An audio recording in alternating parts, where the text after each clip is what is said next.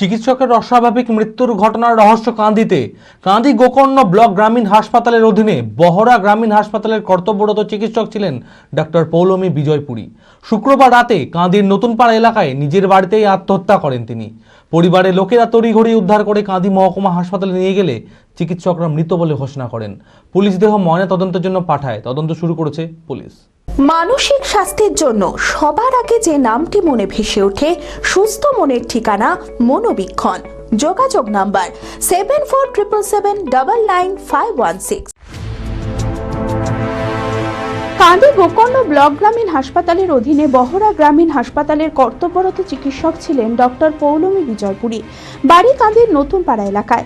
পড়াশোনায় অত্যন্ত মেধাবী ছাত্রী ছিলেন পৌলমী। শুক্রবার রাতে নিজের বাড়িতেই আত্মহত্যা করেন। পরিবারের লোকেরা তড়িঘড়ি উদ্ধার করে কাঁদি মহকুমা হাসপাতালে নিয়ে গেলে চিকিৎসকেরা মৃত বলে ঘোষণা করেন। পুলিশ দেহ ময়না তদন্তের জন্য পাঠায়।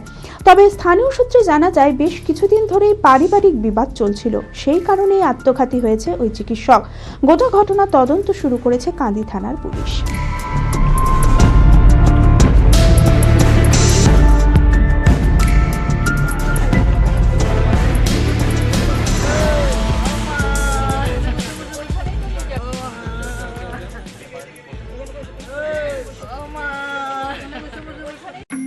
অর্ধসৈনিক ক্যান্টিন জনসাধারণের জন্য।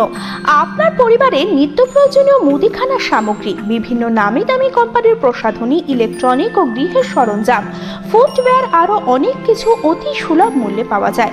আসুন আমাদের শোরুমে আর পেয়ে যান আপ টু 40% ডিসকাউন্ট। প্রতিদিন সকাল 9টা থেকে রাত 10টা পর্যন্ত আমাদের দোকান খোলা রয়েছে।